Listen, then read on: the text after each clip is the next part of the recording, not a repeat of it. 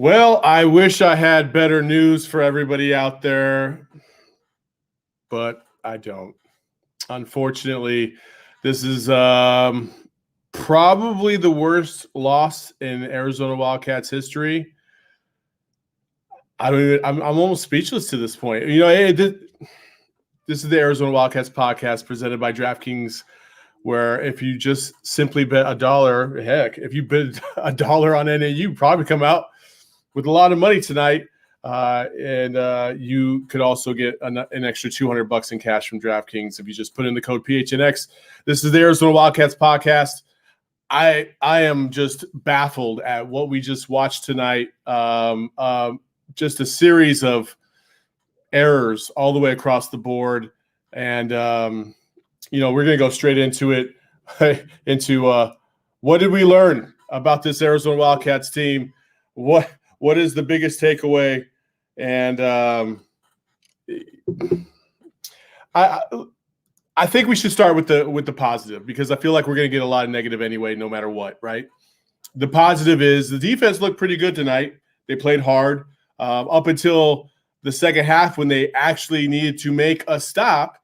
They were solid. They didn't give up a single point until they did. And that last touchdown drive by NAU, you kind of felt like that was probably game. But you still, in these matters, you just never know. You never know what's going to happen. And Jordan McLeod came out, and he played very well, especially in the second of his two drives. 5 of 5. I think he had 50 yards passing, took the Wildcats right down the field, scored like it was very easy for him. So, I mean, those are the positives, but outside of that, man alive, this was a tough game. If you're an Arizona Wildcats fan, just tough overall for this fan base right now, because you're trying to figure out where we're going now. And you thought that it couldn't get any worse, and now it's gotten worse. So, you got to laugh about it, right? It's almost like you could see it coming. And thankfully, like, let's be real, like a lot of you out there, I saw several tweets talking about, okay, well, if we do get the ball back, you know what's going to happen. It's going to come down to a field goal. It's going to come down to like Haversick or something like that. And man, prayers up to everybody on that one, because we already know how that goes for U of A in our history. So this was a tough game overall. I don't know where else we can go from here except up. But then you look on the road and you got Oregon coming up. Man, this is going to be tough. This is going to be a tough season. And Wildcats fans, I'm going to tell you this right now. You just got to hang in there. There's nothing else you could do at this point. There's nothing else you could do at this point. An ASU fan is in our mentions talking about shock the world against the Ducks. That's probably not going to happen, Josh. I appreciate the support, but that's probably not going to happen. So let's just go back all the way to the beginning of the game. The Wildcats kind of come out a little flat, not very impressive. They're trying to get their legs under them. Will Plummer just didn't have it at all tonight. He struggled. He doesn't have a strong enough arm. And they were talking about how he has more mobility than the previous quarterback. And I didn't see it. His mobility was okay, but nothing like Jordan McLeod when he came in. You could see the explosiveness to a degree on the back end. But Will Plummer struggled all night long. He was inaccurate with his throws. Throws that were across the field came up short. Comeback routes were short. Throws over the middle were too high or just out of reach. He had a couple deep ball opportunities. He connected on one for a touchdown to Booby, but the second one overthrew him. Could have had another touchdown. Arizona had every opportunity to win this game. They didn't. And when NAU took the lead for the first time, you kind of felt like, oh shit, yeah, this could very well happen. And as an Arizona fan, you start preparing yourself for that possibly to happen, because nothing about this program in the last 3 years has shown you that they can overcome adversity. And again, it's really unfair to judge against Fish with this team, right? The things that he could control, though, two things that I felt like he made catastrophic errors on. Number one, he waited far too long to get Will Plummer into the game. Or I'm sorry, to get Will Plummer out of the game and to bring Jordan McLeod in. Far too long. If that was the second string quarterback, he should have come in at halftime, because this offense was going nowhere all game long. They struggled all game long, couldn't find their rhythm. The running game was shut down because the threat of the pass wasn't really there. NAU wasn't scared, and they were blowing up that offensive line from the get-go, and basically all game until the fourth quarter. They shut down the run, and that offensive line should be ashamed of itself. But going back to Jedd Fisch, two things he could have controlled. One, switching out the quarterbacks. Two, taking a timeout on a 2-point conversion. That's preparation. You knew what the situation was going to be. You have to be ready for it. You got to make sure your quarterback's ready to go for it. And you've practiced this a million times. There's no reason why there should have been any confusion, but there was confusion. The formation was kind of out of whack, or they were shifting tight ends to one side, to the other side. They were getting a little too fancy for themselves, and then they had to take a timeout. NAU ended up getting a first down anyway, so don't get me wrong, and it's not like the ultimate factor, but, that shows the little bit of inexperience that Jedd Fisch has, right? Outside of that, this is the defense played well. The offensive scheme, because of the personnel you have, just doesn't match up. Brett Farah in the comments says, this is not an anti-Fish comment, but just look at the product on the field. UConn, Arizona, Kansas. Who else in the conversation seriously? I would throw in Rutgers. Right now, Arizona is as bad as Kansas. They're as bad as UConn. They're as bad as Rutgers. Like, they're one of the worst programs in the country. It sucks. It sucks. It really does for a lot of us Arizona fans. We had a lot of high hopes. We didn't know anything about Jedd Fisch, so it's kind of hard to judge him on this team. This is a Sumlin byproduct, and Jedd Fisch did everything he possibly could to sell a shit sandwich to kids and get them to come in here, to transfer in here, and be a part of something that ultimately would be, very good. That's what he's selling them on. He's selling them on the future. Come in here and help us turn this thing around. The problem is it's much like Adia Barnes' first year. Actually, it was her second year, I should say. Adia Barnes got handed a pretty bad hand from Nia Butts when she first got here. And she had to change a whole mentality. She had to change an entire program. That second year, she had to play like a million freshmen, and they lost every game, I think, except for two. It was hard. It was hard. But she was already recruiting. She was starting to make some headway on that side of things, and she was able to turn it around. A little bit easier when you only have a 10 to 12 man roster, 10 to 12 woman roster to turn things around. In football, you need 22 to 44 to completely revamp everything and change things. And Jedd Fisch is still trying to find – he's going to have to find some magic somewhere. Hopefully Jordan McLeod coming in, it's going to change things a little bit. I liked what I saw in those two drives. The first drive, he's nervous. First game on the field, he throws him in there with 7 minutes left to go in the fourth quarter. I didn't like that. I didn't like the fact that he didn't really give his quarterback a chance to do something very, very well out there. But, hey, he threw him out there, and there you go. And he responded on that second drive. So that gives me a little bit of hope for next week. However, it's Oregon at Oregon. That could be very, very bad. So we'll see.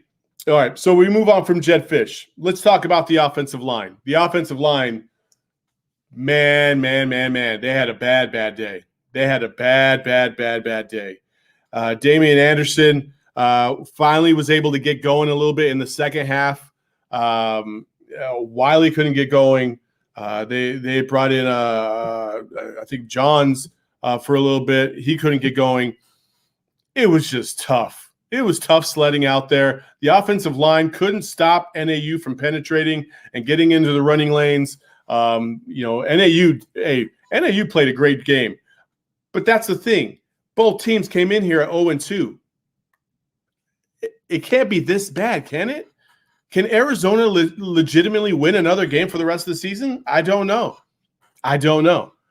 But we're going to do our damnedest to find out. We're going to do our damnedest to support this team, and hopefully they can at least get one dub. Because otherwise, we're going to be looking at, I think something like 1,000+ days since their last win. The next time Arizona has a legit opportunity to win a ball game. Whew, man. So, hey, if you have comments, please throw them up in the chat. We have, we have a lot of people chiming in right now. It should not be hard to get good coaches and players to Tucson. It's the only show in town for 1 million people. I'll never get it. I mean, true, but it's hard when once you start to go into that sinkhole, right? It's like quicksand. It's so hard to dig yourself out. And once you your trajectory starts to, peter out, that's what I'm saying. It's like towards the end of the Rich Rod era. Now he bounced back, but he also bounced back in large part because Khalil Tate had a magnificent season.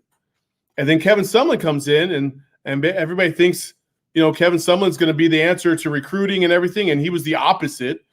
And they just kept going down. So you bring in Jedd Fisch. You couldn't bring in a big-time head coach because no big-time head coach wants to do a rebuild like this for 8, 9, 10 years. Or 4 or 5 years for that matter. Jedd Fisch has desperately wanted to be a college head coach. He's here. This is what he's going to get. He understands this is going to be rebuild. Whether you believe in him or not is irrelevant at this point because there's no coach in the country that's going to come in here and want to take over this program right now. There's just not. Jedd Fisch is here, so you got to support that guy. You just do. He's here.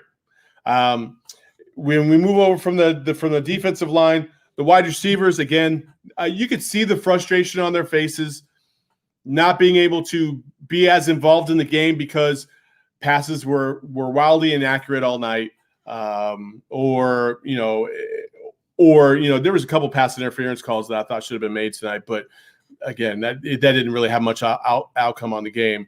Defensively, I liked what I saw defensively. I think that's probably one of the bright spots of this team is that defensively. They're doing their best. They're playing hard. They're rushing to the ball, and they're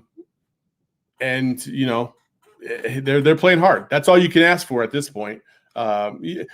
Arizona is just not going to have as much talent as everybody else. They just aren't. They're not going to have as much talent as anybody else.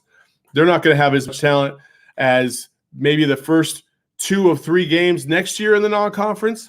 It's going to take 2 or 3 years for them to finally get this thing going and, and get back on track. Cause man, it's depressing, man. It's depressing. It really is. So, I will say this again, have faith. There's going to be more on this as we come out on, Jedd Fisch right now is in this press conference. Mike Luke will be back on Monday and he'll have a rundown, and you can check out his rundown on PHNX.com, which by the way, if you're not a member, come subscribe. You get a bunch of cool merch. We'll be having some Arizona Wildcats gear dropping later on this season, especially as we get closer to basketball season, which is just around the corner.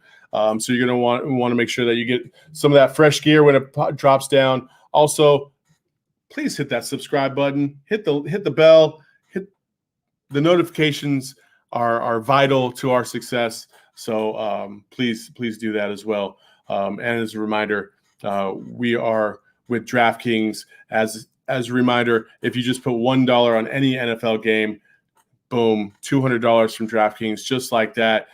These guys are in the line right now talking about what's the line going to be next week at Oregon, plus 35.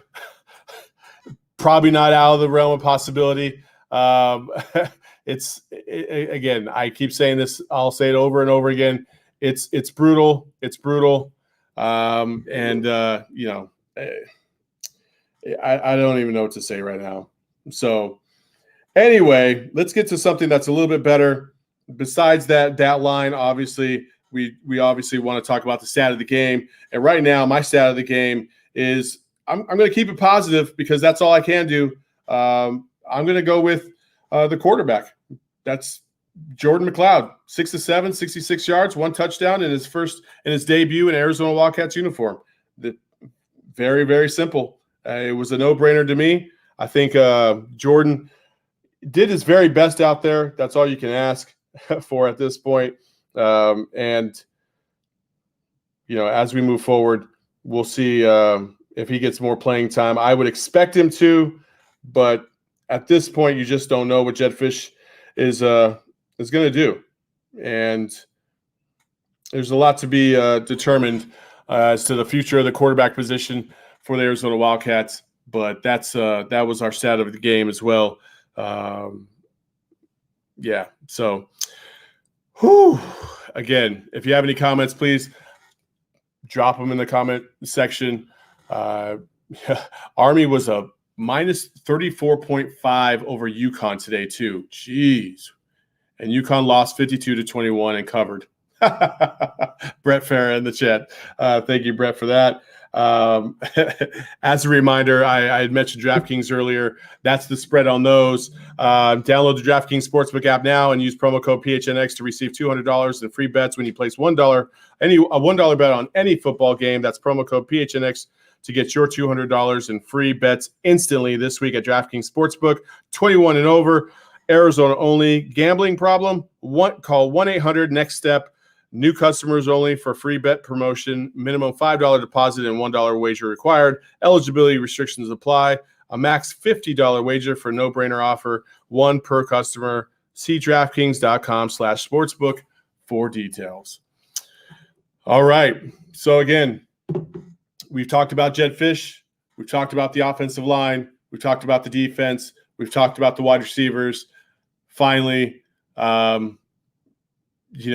overall, Jetfish did such a great job trying to rally this community, get them excited for U of A football again. The BYU game was a promising start, and I think that set up everybody for failure. Everybody was thinking, oh, okay, maybe they won't be as bad as I thought they would be. But they are. They are horrendous. As you move forward, you start to look at other games and other teams. You got Oregon, top 10 team in the country, top 5 team, I think, now in the country after their big win at Ohio State. They did struggle against Fresno State, who is also on the road right now giving UCLA everything they could possibly handle. But that BYU game, you thought, man, competitive. Then you turn around against San Diego State, not so much. The complete opposite of that. This week, you thought, okay, get off the schneid. It's been 714 days since the Arizona Wildcats won a game. This has got to be it. Jetfish gets his first win as an Arizona Wildcat head coach. That doesn't happen. How I'm feeling right now, I feel like mirrors a lot of what you're all feeling, just frustration. And I think anytime you feel like you don't know what's happening, what's going on, the fear of the unknown, it can rattle you.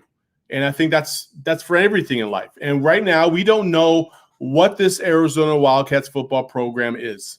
We don't know if they are about to be the doormat of the Pac-12 for the next decade or two, like Kansas has been, or if this is just a really, really rough patch before the springboard to something bigger and better.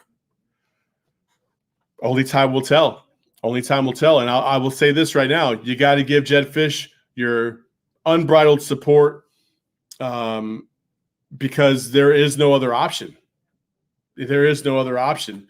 We have seen what has happened to other programs. If you think all you're going to do is just keep rotating coaches and eventually one of them is going to stick, you have a lot to learn about the prospects of coaching at a major Division I university, at a losing Division I university.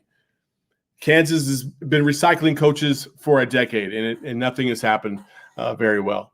There's been other schools. UConn just, they brought back Randy Edsall, and you thought, okay, maybe, they're going back to their glory days, and that isn't working out, so he's going to retire. That's a dumpster fire out there. There was just everything went wrong from the time you hired Kevin Sumlin. Everything went wrong. And the time you fired Rich Rodriguez, you got to admit that. You got to admit that at this point. At least Rich Rod was somewhat competitive for most of his time here, right? I would say he was largely competitive most of his time here. He had a couple bad seasons, sure, but he had a couple really good ones. And you got to give him his roses for that. He never had a season like what just occurred last year. I never lost a game 70-7, I'll tell you that much. And Jedd Fisch is now reaping the benefits of really 3 years of inactivity from this football staff. That's what it is. That's the world we live in right now. That's what we all have to deal with. So you either get on board and, hey, you know what? You got to embrace the suck. You got to embrace the suck because it's going to suck really bad for the next year or two, maybe even 3. It's going to be awful. And that's okay. That's okay. I mean, it's not okay that we're losing. Nobody wants to lose. But, hey, it's okay that we're going through a rebuild because we have to go through it. We have to. It's like Andy Dufresne in Shawshank, and people that know me know that I love to quote that movie. You got to crawl through 500 yards of shit just to come out clean on the other side. And that's what Jedd Fisch and this program is trying to do. They have coaches. They have the support of formal football players that everybody in the community wanted to see come back. They have that now. He's embracing the U of A fan base. He's embracing the football fan base. If you think there's going to be another coach that comes in and is just going to sweep everything all over and everything's going to be all hunky-dory, you have another thing coming. Jedd Fisch, outside of maybe X's and O's, is that guy. I'm going to still say I believe in him. I think I at least believe in him from the standpoint of I'm going to give him a fair shot. I'm going to give him at least 2 years, if not 3, because that's what we gave effing Sumlin, and he didn't do shit. He didn't do anything. He didn't have one big win. Not one. He lost to ASU when he should have won easily his first year, and we haven't beat ASU since. Jedd Fisch, good luck. You got my support. I know that.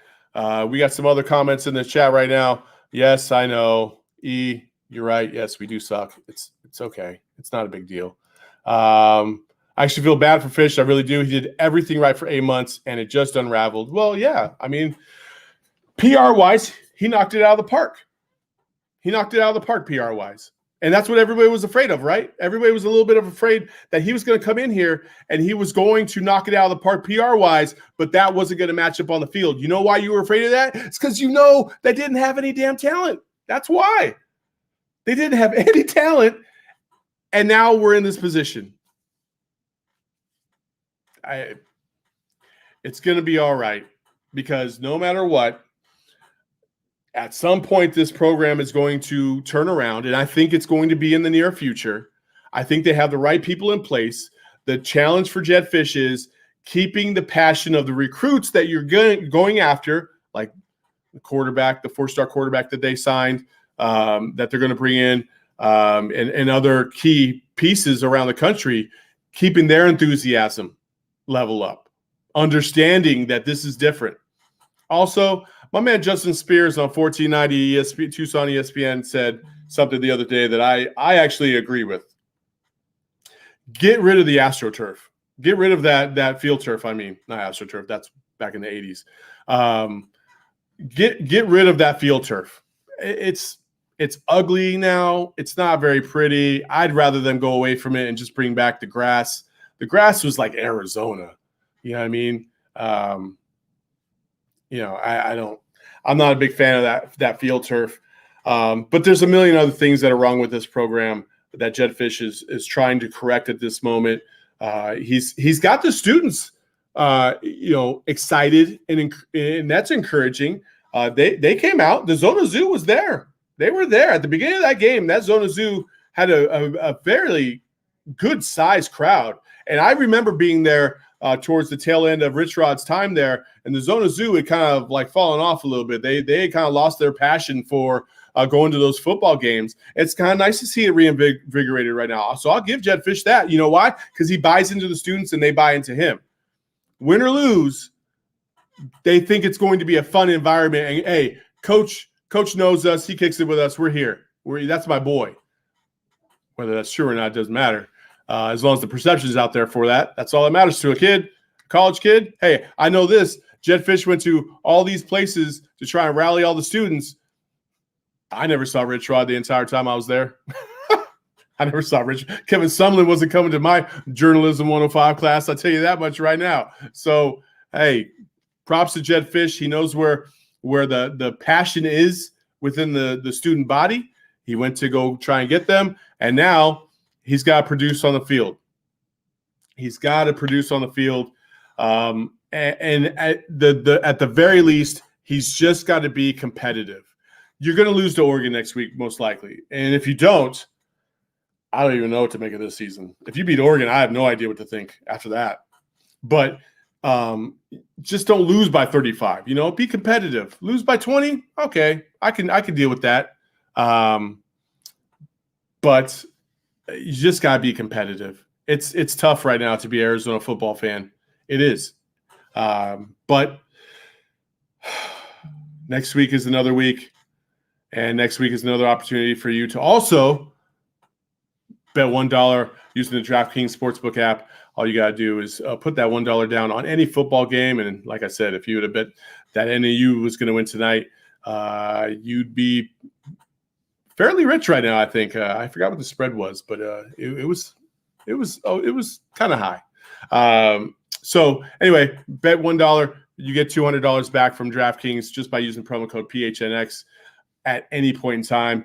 Use that up before hopefully next week. I think next weekend that deal will end. So make sure you do that.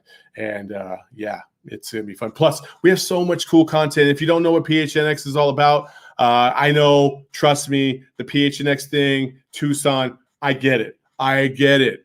That's why we didn't name the podcast the PHNX Wildcats Podcast like all our other franchises. We named this the Arizona Wildcats Podcast because we got to rep Tucson. I got you. I understand that. So that's why we didn't call it the PHNX Podcast. But this is the Arizona Wildcats Podcast. You can follow us, though, on Twitter at PHNX_Wildcats. Follow our YouTube channel at PHNX Sports. We have all the U of A content you could want. Mike Luke does a fantastic job running this show. He also writes a lot of articles.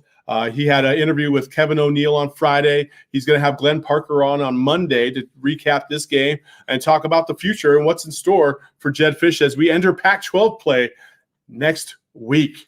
ASU, I don't know what's going on with them. I think they're about to lose or maybe they're about to win. I have no idea. Let's find out. Let's get a little score update right now around the Pac-12, let's say.